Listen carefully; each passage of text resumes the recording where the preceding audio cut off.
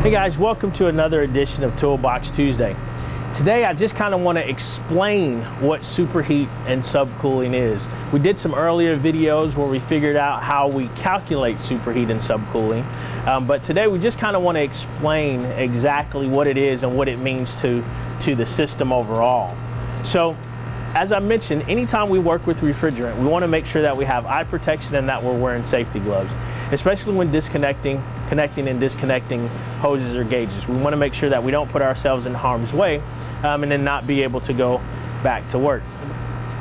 When we talk about superheat and subcooling and what exactly it is, I always like to tell people that, remember this, the blue side of our gauge is going to tell me everything that's happening inside on a split system. That would be at the evaporator coil.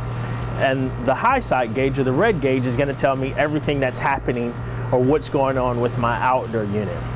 In a very, very simple term, the easiest way to remember it is superheat is nothing more than heat added to a vapor.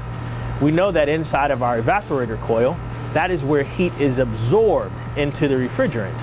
And then we know, conversely, that in our condenser coil, heat is rejected from the refrigerant. So those two things right there, inside superheat, heat added to a vapor, outside subcooling, heat removed from a liquid.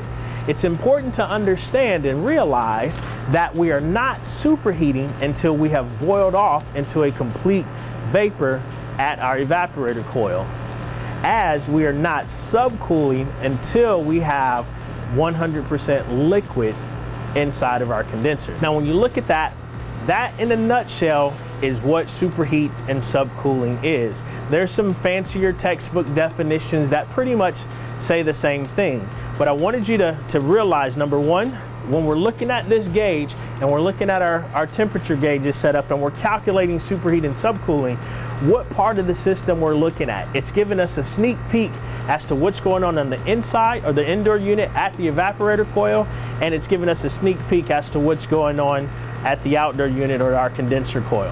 Hey, thanks for tuning in to another edition of Toolbox Tuesday.